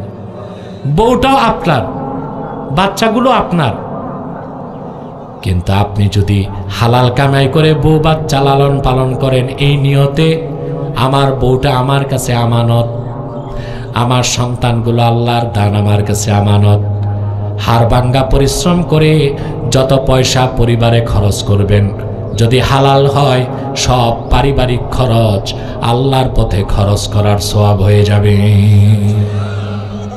সুবহানাল্লাহ। বুখারী শরীফের হাদিস, আল্লাহর হাবিব ইরশাদ করেছেন, এক সাহাবীকে বলেছেন, তুমি যদি তোমার স্ত্রীর মুখে খাদ্যের লোকমা তুলে দাও, তাবতাগি বিহা ওয়াজহাল্লাহ, এখানেও যদি তুমি সওয়াবের আশা করো, স্ত্রীর মুখে খাদ্যের লোকমা তুলে দেবার বিনিময়ে তোমার আমল নামায় সৎকার সওয়াব লেখা হয়ে যাবে। আরে ভাই, ইসলাম মানলে শুধু জান্নাত পাবেন তা না, ইসলাম মানলে তো আপনার পরিবারটা একটা সোনার সংসার হয়। আমাদের বাঙালির বিবিদের সাথে, স্ত্রীদের সাথে সম্পর্ক ভালো যায় না। ভুল হইলেই স্ত্রীরে ধইরা সোরের মতো পিটায়। বৌমারা জায়েজ না না জায়েজ, কথা বলে। শুধু না জায়েজ না, কবিরা গুনাহ, কথা বলে না। যে বিয়ে করে নাই সে বলে এখন না মানলে হবি না। না, স্ত্রীকে বিনা কারণে, পারিবারিক কারণে, সাংসারিক কারণে স্ত্রীর গায়ে হাত তোলা হারাম। তবে সে যদি চরিত্র বিরোধী কিছু করে, তখন তাকে শাসনের জন্য কিছুটা মারা যাবে, মৃদু প্রহার। আল্লাহ শর্ত দিয়েছেন মুখে মারা যাবে না, বুঝলেন? এত জোরেও মারা যাবে না, শরীরে দাগ পড়ে। যদি স্ত্রীর সাথে বনিবনা না হয়, আল্লাহর হুকুম, তাকে আপনি ছেড়ে দিবেন, মোহর দিয়া বিদায় দিবেন, কিন্তু তাকে অত্যাচার করার কোনো অধিকার আপনার।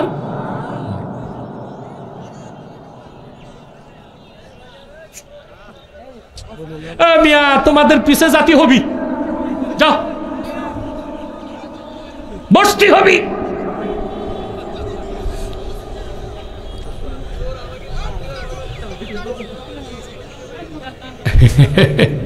সম্মানিত সুধী, আসলে আপনারা দেরিতে আসলো, প্রচুর লোক চলে এসেছেন, আলহামদুলিল্লাহ। আল্লাহ কবুল করুক, মঞ্জুর করুক। মাহফিলটা আল্লাহর হুকুমে দিনও সফল হয়ে গেছে। বসেন বসেন, মাথা তোলার দরকার নাই, আমি দেখতেছি। জি না, বলে দিব, মনোযোগ দেন। আর কয়েক মিনিট, আর 10 মিনিট। আরে না বাবা, আমি তো আকাশপথে আসছি, এটা তো রাডার কর্তৃক নিয়ন্ত্রিত, টাইম লিমিট আছে। আবার তোমরা বাড়ি যে আবার আসতে হবে, রাতেও তো মাহফিল আছে। তো কথা শুনতেছেন তো? তাহলে বউকে মারবেন? কথা বলে না, বরং সুন্নতের আমল করবেন। আজকে যে বিবিকে নিজ হাতে খাওয়াই দিবেন, পারবেন না? কথা বলেন। যাদের বউ নাই তাদেরকে বলতেছি না, বউ আছে যাদের, যে নিজ হাতে স্ত্রীকে খাওয়াই দিবেন, এটা সোয়াবের কাজ। এটা কিসের কাজ? আবার বুড়া মানুষ বাড়িতে যেই এই আমল শুরু করেন না, বুড়ি দিবে ধমক, সারা জীবন মারছো, এখন কোন ঢং নিয়ে আসছো? তারে বুঝাইবেন, আমি জানতাম না, আজকে হাদিস শুনে আসছি। আপনি যদি মায়া করে আপনার স্ত্রীর মুখে খাদ্য তুলে দেন, আর স্ত্রী যদি ভালোবেসে আপনার মুখে খাদ্য তুলে দেয়, আপনার দৃষ্টি কোনোদিন পর নারীর দিকে যাবে না, আর নারীর দৃষ্টি পর পুরুষের দিকে যাবে না। যদি সোনার চামচে রূপার বাটিতে দুধ ভাত নাও দিতে পারেন, ডাল ভাত খেয়েও সুখের সংসার করতে পারবেন। দান করার অর্থ ব্যাপক। মসজিদ বানাবেন, মাদ্রাসা বানাবেন, হালাল টাকা থেকে বানাবেন, ঠিক না? আমাদের দেশে মসজিদ বানাবার আগে দেখা যায় শিল্পপতি একটা দাওয়াত করে আনে, এক মুঠে 1 কোটি টাকা দিয়ে দেয়, আপনারা মরমর পাথর দিয়ে মসজিদ বানান। ওই মসজিদে নামাজ পড়লে নামাজ আদায় হবে, কবুল হবে না, কারণ ওই 1 কোটি টাকা শিল্পপতি দিছে, পুরাটাই ব্যাংকের টাকা, সুদের টাকা। হবে কবুল? আদায় হবে, কবুল। কিন্তু গ্রামের গরিব মুসলমান রক্ত পানি করা পয়সা দিয়া, খেজুর পাতা দিয়া যদি মসজিদ বানায় নামাজ পড়েন, আপনার এক একটা সেজদার ওজন আমার আল্লাহর 7 আকাশ সইতে পারবে না। দানের ক্ষেত্রে প্রথম হচ্ছে ফরজ, যাকাত দেওয়া। দ্বিতীয়টা হচ্ছে সদকা, ঈদুল ফিত্রে ফেতরা দেওয়া। আর বাকি যত খরচ, গরিব মুসলমান যার খাদ্য নাই খাদ্য দিবেন, যার বস্ত্র নাই বস্ত্র দিবেন, যার ঘর নাই ঘর দিবেন, যার ওষুধ নাই ওষুধ দিবেন, যার ছেলে পড়তে পারে না তারে বই কিনে দিবেন। এই সব ইনফাক ফি সাবিলিল্লাহ, আল্লাহর পথে খরচের সওয়াব হয়ে যাবে। যদিও নফল, মর্তবা বেশি। মর্তবা কি? গরিবের দিকে দৃষ্টি রাখবেন ভাই, গরিবের দিকে। ইমাম শাফি বলেছেন, প্রত্যেক মুসলমানের আশেপাশে 40 ঘর তার প্রতিবেশী। রমজান মাসে আপনি ইফতার করেন, এশার পরে খান, সেহরি খান, কিন্তু আপনার ঘরের আশেপাশে 40টি ঘরের কোনো একটা ঘরে যদি কোনো রোজাদার থাকে, না খেয়ে রোজা রাখছে, আল্লাহর কসম মুসলমান, কাল কিয়ামতের দিন সেই প্রতিবেশীর হক না আদায় করার কারণে আপনি আটকা পড়ে যাবেন। প্রত্যেক মুসলমানের দায়িত্ব তার ঘরের আশেপাশে 40 ঘরের খবর রাখা। রাখবো আমরা? কথা বলে না। ঘরের সারাউন্ডে 40 ঘর, কয় ঘর? প্রত্যেক ধনাঢ্য ব্যক্তি যদি তার আশপাশের 40টি ঘরের খবর রাখে, বাংলাদেশে একটা এনজিও আর হালে পানি পাবে না, ঠিক কিনা? দারিদ্রতা থাকবে না। ডক্টর ইউনূস নোবেল পাইছে মাইক্রো ক্রেডিট, ক্ষুদ্র ঋণ আবিষ্কার কইরা। এটা তো ঋণ না, সুদ। এটা কি? তো সুদ দিয়া পশ্চিমাদের কাছে সে শান্তিতে নোবেল পেয়ে গেছে, ঠিক না? এই যে মাইক্রো ক্রেডিট, ক্ষুদ্র ঋণ আবিষ্কার করে ডক্টর ইউনূস এই দেশের 33 লক্ষ পরিবারকে সুদের সাথে রিলেট করেছে। এর দ্বারা কি দেশ দারিদ্র্যমুক্ত হয়েছে? আল্লাহর কোরআনের যাকাত ভিত্তিক অর্থনীতি ছাড়া দারিদ্র্যমুক্ত পৃথিবী গঠন সম্ভব নয়। প্রত্যেক মুসলমানের উপর দায়িত্ব তার আশেপাশের 40 ঘরে কে খেয়ে আছে, কে না খেয়ে আছে, কার বস্ত্র আছে, কার বস্ত্র নাই, কার চাল আছে, কার চাল নাই, কার মেয়ে কুমারী, বিয়ে হয় নাই, এই খোঁজ খবর রাখা। যদি নেক নিয়তে আপনি অভাবগুলো পূরণ করেন, আপনি আল্লাহর পথে দান করার সওয়াব পেয়ে যাবেন। অমিম্মা রাযাকনাহুম ইউনফিকুন করবেন। কথা বলে না। সবচেয়ে আল্লাহ খুশি হন গরিবকে খাওয়াইলে। কাকে? আমি সুনান তিরমিজি থেকে একটা হাদিস বলেই মুনাজাতের দিকে অগ্রসর হব ইনশাআল্লাহ। সুনান তিরমিজির হাদিস, আজ থেকে ১৫০০ বছর আগে মদিনাতুল মুনাওয়ারাতে আল্লাহর আখিরি নবী নূর নবীজি মুহাম্মদ সাল্লাল্লাহু আলাইহি ওয়াসাল্লামের একজন সাহাবী ৩ দিন রোজা রাখলেন, খেতে কিছু পান নাই, পানি দিয়া ইফতার করছেন, পানি দিয়া সেহরি করছেন।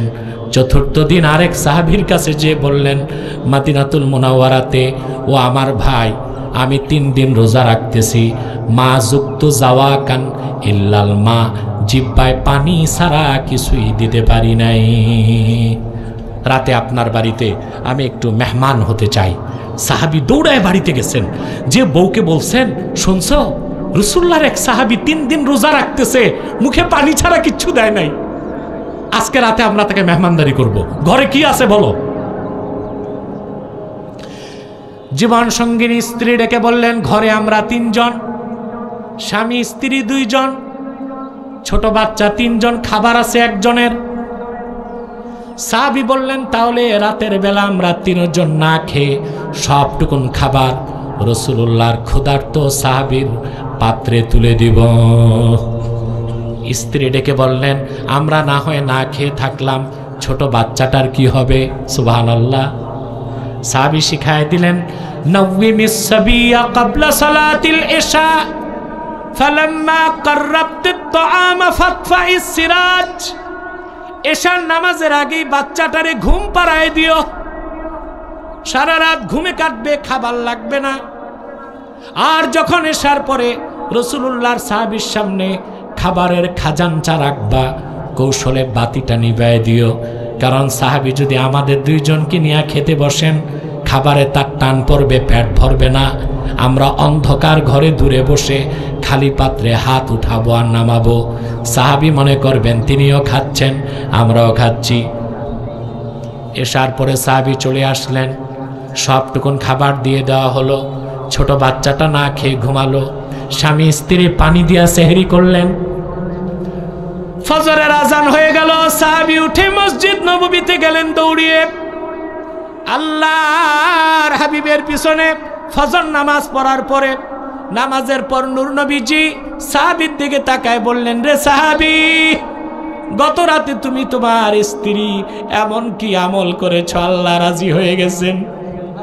সাহাবী বললেন, ইয়া রাসূলুল্লাহ, ইয়া হাবিবাল্লাহ, কোন আমল করতে পারি নাই, শুধু আপনার একজন সাহাবী 3 দিন না খেয়েছিল, সব খাবার দিয়া স্বামী স্ত্রী পানি দিয়া রোজা রাখছি, বাচ্চাটা না খেয়ে ঘুমাইছে, এর বেশি কিছু করি নাই। আল্লাহর হাবিব বললেন, রে সাহাবী, এতটুকুন আমলের কারণে তোমাদের প্রশংসায় কোরআনের আয়াত নাজিল হয়ে গেছে, ওয়ায়ুসিরুনা আলা আনফুসিহিম ওয়ালাউ কানা বিহিম খাসাসা। মুহাম্মদ সাল্লাল্লাহু আলাইহি সাল্লাম, আপনার সাহাবীগণের মধ্যে এমনও কিছু মানুষ আছে যারা ক্ষুধার যন্ত্রণা সহ্য করে অন্যকে খাদ্য বিতরণ করে দেয়। ওয়া মিম্মা রাযাকনাহুম ইউনফিকুন, আমরা যথাসাধ্য গরিবকে দান খয়রাত করব, পারবো তো ইনশাআল্লাহ। সাদাকাল্লাহুল আযীম ওয়া সাদাকা রাসূলুহুন নবিয়ুল কারীম ওয়া নাহনু আলা যালিকা মিনাশ শাহিদিন ওয়াশ শাকিরিন, আলহামদুলিল্লাহি রাব্বিল আলামিন। আমি দীর্ঘ সময় আপনাদের বক্তব্য শোনালাম, আপনাদের ঠকাই নাই, দিন বলে আমি কম বয়ান করি নাই, প্রায় 40 মিনিটের কাছাকাছি, ঠিক কি না? এখন আমি, না কোনো প্রশ্ন নাই, এখন হ্যাঁ জি জি, রাখো রাখো, ধৈর্য ধরো, একটু পানি দাও, একটু ধৈর্য ধরতে বলেন। সম্মানিত শুধু আমি আর কষ্ট দিচ্ছি না আপনাদের, এখানে আপনারা বিভিন্ন দল ও মতের লোক আছেন না ভাই, কথা বলে না, কাপে দাও, কেউ আওয়ামী লীগ, কেউ বিএনপি, কেউ জাতীয় পার্টি, কেউ জামাত, কেউ আলিয়া, কেউ কওমি, কেউ সাদা টুপি, কেউ কালো টুপি, কেউ গোল টুপি, কেউ লম্বা টুপি, ঠিক না? একটু সামনে বসো, ওদিক টাকায়। তো মত যাই থাক, 3টা ইস্যুতে আমরা এক হয়ে যাব, সাতক্ষীরাবাসী রাজি আছেন? তার প্রথমটা হচ্ছে ইসলামের সুমহান স্বার্থে আমরা সব দলের ও মতের মুসলমান এক হয়ে যাব, রাজি আছেন? বাংলাদেশে মুসলমানদের মৌলিক দাবি আদায়ে আমরা সব এক হয়ে যাব। রাজি আছেন? 3, বাংলাদেশের স্বাধীনতা রক্ষায় আমরা এক হয়ে যাব। আমাদের এই 3টি স্বার্থের বিরুদ্ধে বাংলাদেশে কাজ করতেছে 3টি অমুসলিম সম্প্রদায়। তার মধ্যে সবচেয়ে নিকৃষ্ট হচ্ছে কুখ্যাত কাদিয়ানি সম্প্রদায়। নিঃসন্দেহে তারা কাফের এবং অমুসলিম। তাদেরকে যারা কাফের বলবে না তারাও কাফের, কারণ তারা আল্লাহর আখিরি নবী মুহাম্মদ সাল্লাল্লাহু আলাইহি সাল্লামকে আল্লাহর শেষ নবী হিসেবে বিশ্বাস করে না। চিল্লায় বলেন নাউজুবিল্লাহ। সেজন্য তারা কি? তাদেরকে যারা কাফের বলবে না তারা কি? কাফের। তারা মানুষকে ধোঁকা দিতে মুসলমানদের মতো দাড়ি রাখে, টুপি লাগায়, মুসলমানদের মতো নাম রাখে, আর তাদের উপাসনালয়কে মসজিদ বলে। তাই বলি কি তারা মুসলমান হতে পারবে? আরে ভাই, দাড়ি রাখলে কেউ যদি মুসলমান হতে পারত তো রবীন্দ্রনাথ ঠাকুরের চেয়ে বড় মুসলমান কে হইত? সে কি মুসলিম ছিল না অমুসলিম? টুপি লাগালে মুসলমান হওয়া যায়? ভারতের পার্লামেন্টে দেখবেন কংগ্রেসের হিন্দু এমপিরাও সাদা টুপি লাগায়। তাই বলি কি তারা মুসলিম হবে? নাম রাখলে মুসলমান হওয়া যায়? এক শয়তান বোতলে পেশাব করে উপরে নাম লেখছে শরবত, ওটা কি শরবত হবে? ভিতরে কি? তদ্রুপ কাদিয়ানিরা কাফের এবং অমুসলিম। আব্দুল আউয়াল, আব্দুস সামাদ, মোবাশ্শের আলী, কবির চৌধুরী, শাহরিয়ার কবির আর নিঝুম মজুমদার, এসব নাম রাখার দ্বারা তারা মুসলমান হতে পারে না। আমার ভাইয়েরা, আমার বন্ধুরা, আমার আল্লাহ ও নূর নবীজি আমার মুহাম্মদ সাল্লাল্লাহু আলাইহি সাল্লামের ইসলাম ও কোরআনের হাজার হাজার হাজার বছর পরে বর্তমান ভারতের কুখ্যাত পাঞ্জাবের কুখ্যাত গুরুদাসপুরের কুখ্যাত কাদিয়ানে ইংরেজ আমলে এক শয়তান নিজের নবী দাবি করছে। চিল্লায় বলেন নাউজুবিল্লাহ। ওই শয়তানটার নাম রেখেছিল তার বাপ মির্জা গোলাম আহমদ কাদিয়ানি। সাবধান, তাকে গোলাম আহমদ বলা যাবে না, কারণ গোলাম আহমদ অর্থ আহমদ এর গোলাম। কোনো কাফের কোনোদিনও গোলাম আহমদ এর গোলাম হতে পারে না। আর কাদিয়ানের কাজ্জাব ছিল শেষ দরজার কুখ্যাত কাফের। সে গোলাম আহমদ এর গোলাম ছিল না, সে ছিল কুখ্যাত শয়তানের কুখ্যাত গোলাম। কাদিয়ানের কাজ্জাব, মিথ্যা নবুয়তের দাবিদার, ইংরেজদের পা চাটা গোলাম মির্জা গোলাম শয়তান কাদিয়ানির উপর গজব এসেছে 1908 সালে। যখন গজব এসেছে, কাদিয়ানের কাজ্জাব, মিথ্যা নবুয়তের দাবিদার, ইংরেজদের পা চাটা গোলাম মির্জা গোলাম শয়তান কাদিয়ানি 1908 সালে ধ্বংস হয়ে কুখ্যাত জাহান্নামের কুখ্যাত কুকুরে পরিণত হয়েছে। তার অনুসারীরাও ধ্বংস হয়েছে। বর্তমানে কিছু কাদিয়ানি বাংলাদেশে আছে যারা ইসলাম ও মুসলমানের বিপক্ষে চক্রান্ত করে যাচ্ছে। তাদেরকে নির্মূল করার জন্যে সকল দলের মুসলমানকে ঐক্যবদ্ধ হইতে হবে, ঠিক কিনা? নাম পরিবর্তন করে করে তারা মিথ্যা পরিচয় দেয়। কখনো নিজেদের পরিচয় দেয় আহমদি জামাত, কখনো বলে আহমদিয়া জামাত, কখনো বলে আহমদি সম্প্রদায়, কখনো বলে আহমদিয়া সম্প্রদায়, কখনো বলে আহমদি মুসলিম জামাত, কখনো বলে আহমদিয়া মুসলিম জামাত। সাবধান, যত কাদিয়ানি ছিল আছে থাকবে, তারা কেউ আহমদি জামাত নয়, আহমদিয়া জামাত নয়, আহমদি সম্প্রদায় নয়, আহমদিয়া সম্প্রদায় নয়, আহমদি মুসলিম জামাত নয়, আহমদিয়া মুসলিম জামাত নয়। তারা শয়তানি জামাত, কুখ্যাত জাহান্নামের কুখ্যাত কুকুরের দল। বাংলাদেশে তারা 100টা সেন্টার করে ফেলছে। আপনাদের সাতক্ষীরা শ্যামনগরে তাদের আস্তানা আছে। এই জন্য সাতক্ষীরার মুসলমানকে আরো সজাগ হইতে হবে। তাদের উপাসনালয়কে মসজিদ বলা যাবে না। হিন্দুদের উপাসনালয় মসজিদ যেমন হতে পারে না, খ্রিস্টানদের উপাসনালয় মসজিদ যেমন হতে পারে না, ইহুদিদের উপাসনালয় মসজিদ যেমন হতে পারে না, কাদিয়ানীদের উপাসনালয়ও মসজিদ হতে পারে না। সেটাও একটা অন্যদের মতো শয়তানি আস্তানা। আমাদের সকল দলের মুসলমানের একটাই দাবি, অনতিবিলম্বে স্বাধীন বাংলায় শয়তান কাদিয়ানীদেরকে রাষ্ট্রীয়ভাবে অমুসলিম ঘোষণা করতেই হবে, করতেই হবে, করতেই হবে। এই দাবি আদায়ে যদি জানমাল দিতে হয়, কারা কারা প্রস্তুত আছেন হাত তুলে দেখো।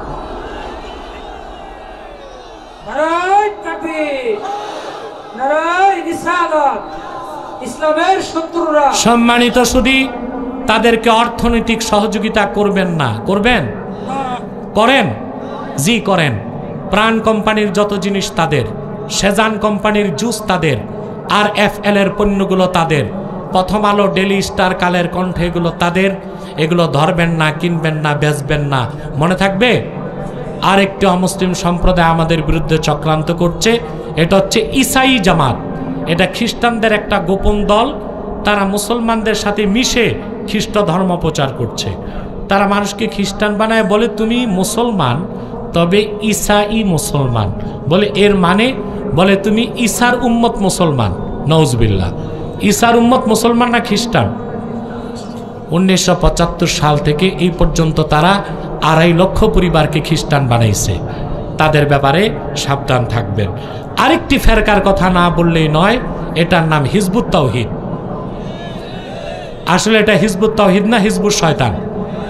এদের মূল প্রচার দাজ্জাল বলতে কিছু নাই। কেন বলে জানেন? আমাদের মুসলমানদের বিশ্বাস ঈসা আকাশ থেকে নামবে কিয়ামতের আগে দাজ্জালকে হত্যা করতে, তবে নবী পরিচয়ে না, উম্মত পরিচয়ে।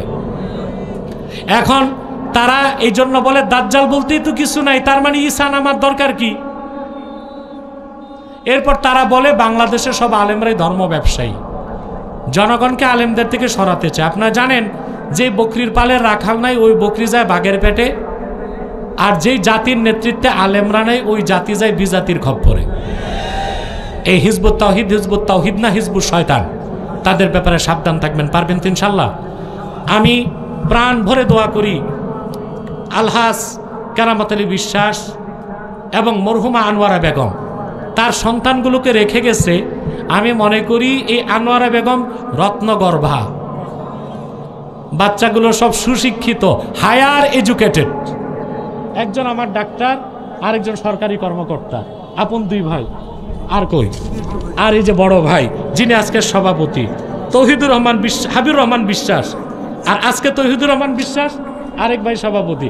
আর আমার ডাক্তার সাহেব তো উদ্যোক্তাই, আলহামদুলিল্লাহ। তো এই যে বাবা মা কি সন্তান রেখে গেছে, যে তারা প্রতি বছর বেহেশতের বাগান সাজায় বাবা মার মুক্তির জন্যে। আমি তাদের জন্য দোয়া করব। পাশাপাশি হুজুর আমি এখন এটা কথা বলবো। জি, আমরা খাওয়ার জন্য 100 টাকা রান্ধিছি, রাত্রি খাদ্য আমি বলে দিব। জি জি। আচ্ছা, দ্বিতীয়ত এই যে সন্তানগুলো রেখে গেছে তাদের জন্য দোয়া করবেন না? কথা বলে না। আচ্ছা, মাহফিল তো হবে রাত 12টা পর্যন্ত। আপনারা তো এখন জনসমুদ্র হয়ে গেছে, হাজার হাজার মানুষ। আলহামদুলিল্লাহ। বাড়ি যে আসরের পর আবার চলে আসতে হবে। ওনারা আপনাদের আপ্যায়নের জন্য রাতে 100 ডেক বিরিয়ানির আয়োজন করছে। আর রাতে বক্তাও খুব আকর্ষণীয়, মাওলানা অলিউল্লাহ আশিকি, যিনি খানকায়ে কাদেরিয়া, হামিদিয়া, আলিয়া দরবার শরীফের পীর সাহেব। আমার সাথে আসার কথা ছিল, আশিকি সাহেব অসুস্থ বলে আমার সাথে আসতে পারে নাই। তবে আমার বিশ্বাস উনি রওনা হয়ে গেছেন, উনি চলে আসছে মনে হয়। সাতক্ষীরা আছে, আশিকি সাহেব রাতে বয়ান করে মুনাজাত করবে। আপনার সবাই এভাবেই রাতেও চলে আসবেন। পারবেন তো ইনশাল্লাহ? আবার রাতে আমার স্নেহের আশরাফুল ইসলাম আজিজি আছে। এলাকার হলে কি হবে, বক্তা জাদরেল, আলহামদুলিল্লাহ। রাতে আজিজি ওয়াজ করবে। আর আমার স্নেহের সন্তান তুল্য মুফতি আব্দুল্লাহ তো ওয়াজ করেই ফেলছে, আলহামদুলিল্লাহ। আপনাদেরকে খুব ভালো ভালো আলেম উপহার দিচ্ছেন তারা। প্রাণ খুলে এই বিশ্বাস পরিবারের জন্য দোয়া করবেন। পারবেন না ইনশাল্লাহ? আমার 3টা কিতাব স্টেজে আছে। নির্বাচিত তাফসির প্রথম খণ্ড, সূরা ফাতিহার তাফসির। নির্বাচিত তাফসির দ্বিতীয় খণ্ড, সূরা ইখলাস ও সূরা ইনশিরাহের তাফসির। আর বুখারী শরীফের প্রথম হাদিস ইন্নামাল আ'মালু বিন্নিয়াত, এই হাদিসের উপর একটা কিতাব পুরা ব্যাখ্যা। 3টি কিতাব স্টেজে আছে, নিয়ে যাবেন। আমি 3 ভাইকে আমার পক্ষ থেকে 3টা হাদিয়া করছি। ডাক্তার সাহেব আজকের সভাপতি, আল্লাহ তাদেরকে কবুল করুক, দ্বীনের সৈনিক বানায় দেখ। বলেন আল্লাহুম্মা আমিন। সম্মানিত সুধী, আসুন 11 বার ইস্তেগফার করি, 3 বার সূরা ইখলাস পড়ি, 1 বার সূরা ফাতিহা পড়ি। জি হবে।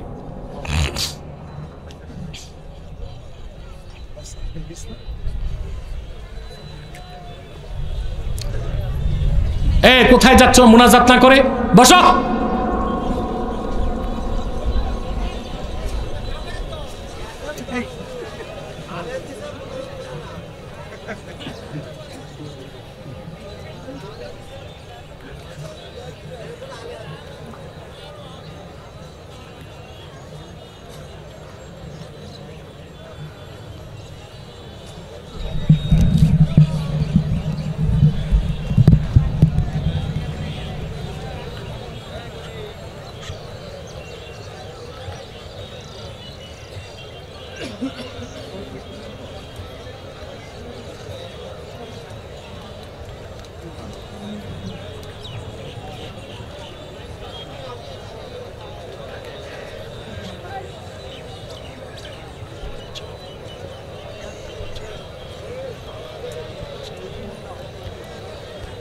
মিয়া এত তাড়াহুড়া তো ভালো না, বদকিসমত নিয়ে যাচ্ছ।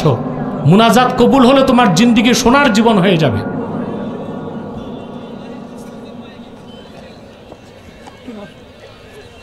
আব্দুল্লাহ, গাড়িটা রেডি আছে? হেঁটেও তো যাওয়া যাবে, খুব কাছেই তো নাকি? আচ্ছা আচ্ছা, গাড়িটা রেডি। জি, গাড়ি রেডি আছে।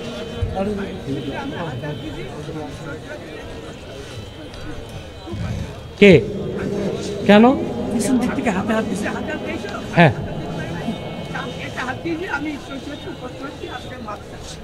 আমি আল্লাহর রাস্তে আপনাকে মাফ করে দিস, মাফ করে দিস। দোয়া করব। আসেন ভাই, আমরা একটু সালাত সালাম পরে দোয়া করি মহব্বতে। সাল্লাল্লাহু আলা মুহাম্মদ সাল্লাল্লাহু আলাইহি ওয়াসাল্লাম। সাল্লাল্লাহু আলা মুহাম্মদ সাল্লাল্লাহু আলাইহি ওয়াসাল্লাম। ইয়া নবী সালামু আলাইকা ইয়া রাসূল সালামু আলাইকা ইয়া হাবিব সালামু আলাইকা সালাওয়াতুল্লাহ আলাইকা মুহাম্মাদুর রাসূলুল্লাহ সাল্লাল্লাহু আলাইহি খাতামাল্লাহু বিহি النبوة وحكما لا نبي بعده يا نبي سلام عليك يا رسول سلام عليك يا حبيب سلام عليك صلوات الله عليك بلغ الغلا بكماله كشف الدجى بجماله নিচের থেকে থাক থাক থাক হাসনাত জামিআ খিসালিহি সাল্লু আলাইহি ওয়া আলিহি। পিছে হর্ন লাগাও নেই আপনারা বসেন না, মনিটর কেন হর্ন পিছনে দেয় নাই? ও আচ্ছা আচ্ছা। রব্বানা যালামনা আনফুসানা ওয়া ইল্লাম তাগফির লানা ওয়া তারহামনা লানাকুনান্না মিনাল খাসিরিন। আল্লাহ তাআলা মরহুম আলহাজ কেরামত আলী বিশ্বাস এবং মরহুমা আনোয়ারা বেগমের স্মরণে আয়োজিত আজকের এই 2 দিন ব্যাপী ওয়াজ মাহফিলে আল্লাহ হাজার হাজার মানুষ নিয়ে হাত তুলেছি। পর্দার আড়ালের মা বোনেরা আছে আল্লাহ, এতগুলো মানুষের মধ্যে যার দুটো হাত তোমার ভালো লেগেছে আল্লাহ, তার দুটো হাতের বিনিময়ে আমাদের জিন্দেগির সব গুনাহ মাফ করে দাও রব্বুল আলামিন। হৃদয়ের গভীর থেকে দোয়া করি আল্লাহ, তোমার আখিরি নবী নূর নবীজি আমার মুহাম্মদ সাল্লাল্লাহু আলাইহি ওয়াসাল্লাম আজ থেকে ১৫০০ বছর আগে দুনিয়ার থেকে বিদায় নিয়েছেন। হায়াতুন নবী হিসেবে জান্নাতুল ফেরদৌস রওজা মোবারকে বিশ্রাম নিয়েছেন। আল্লাহ, জীবনে একবার তোমার আখিরি নবী নূর নবীজি আমার মুহাম্মদ সাল্লাল্লাহু আলাইহি ওয়াসাল্লামের জান্নাতুল ফেরদৌস রওজা মোবারকে উপস্থিত হয়ে গো আল্লাহ, তোমার হাবিবের নূরের কদমে দরুদ ও সালামের হাদিয়া দেবার আগে আল্লাহ তুমি ডাক দিও না আল্লাহ। একবার বা একাধিকবার যারা সোনার মদিনায় নূরের মদিনায় যেতে পেরেছি আল্লাহ, জীবনে বারবার তোমার আখিরি নবী নূর নবীজি আমার মুহাম্মদ সাল্লাল্লাহু আলাইহি ওয়াসাল্লামের নূরের শহর মদিনাতুল মুনাওয়ারা জিয়ারতের জন্য তাদের কপালটা খুলে দাও। হৃদয়ের গভীর থেকে দোয়া করি, আল্লাহ তোমার আখিরি নবী নূর নবীজি আমার মুহাম্মদ সাল্লাল্লাহু আলাইহি ওয়াসাল্লামের নূরের চেহারা মোবারক স্বপ্ন একবার দেখে গো আল্লাহ, জান্নাত ওয়াজিব হবার আগে তুমি ডাক দিও না। একবার বা একাধিকবার যারা তোমার আখিরি নবী নূর নবীজি আমার মুহাম্মদ সাল্লাল্লাহু আলাইহি ওয়াসাল্লামের নূরের চেহারা মোবারক স্বপ্ন দেখার সৌভাগ্য লাভ করেছে, আল্লাহ জীবনে বারবার দেখার জন্য তাদের কপালটা তুমি জান্নাতি কপাল বানায় দাও। আল্লাহ আমাদের অনেকের বাবা নাই, অনেকের মা নাই। আল্লাহ যত মানুষের বাবা মা মরহুম কেরামত আলী বিশ্বাস, মরহুমা আনোয়ারা বেগম সহ যত নরনারী মুসলমান নরনারী দুনিয়ার থেকে বিদায় নিয়েছে ইমানের দৌলত সিনায় নিয়া, আল্লাহ তাদের কবরগুলোকে তুমি জান্নাতের বাগান বানায় দাও। আল্লাহ এ মাহফিলের জন্য তারা ধন দিয়েছে, মন দিয়ে খেটেছে। হাজার হাজার লোক কৃষিকাজ ব্যবসা চাকরি বাদ দিয়া চলে এসেছে। আল্লাহ আমার কাছে কোনো বিনিময় নাই, আমি এই মানুষগুলোকে তোমার রহমতের চাদরে তুলে দিলাম। আল্লাহ সব আমাদের সবার গুনাহ মাফ করে দাও, বেহেশতি বানায় দাও, খাঁটি ইমানদার বানায় দাও, সহি আকীদার ধারক বানায় দাও। আল্লাহ খাতমে নবুয়ত আন্দোলনের সৈনিক বানায় দাও, 5 ওয়াক্ত নামাজি বানায় দাও, মুত্তাকি হিসেবে তোমার অলির খাতায় নাম উঠায় দাও। ভাইরা আমার 1 মিনিট সময় ছেড়ে দিলাম, চক্ষুটা বন্ধ করুন, দিলটা নরম করুন, মাথাটা নত করুন। আল্লাহর আখিরি নবী নূর নবীজি আমার মুহাম্মদ সাল্লাল্লাহু আলাইহি সাল্লামের ওসিলা ধরে আল্লাহর কাছে চান, যা চাইবেন তাই কবুল হয়ে যাবে। যদি পারেন ভাইরা সারা জীবনের গুনার কথা মনে করে মুনাজাতে আত্মসমর্পণ করে আমার আল্লাহর কাছে 2 ফোঁটা চোখের পানি ছেড়ে দেন, জিন্দেগীর গুনাহ মাফ হয়ে যাবে।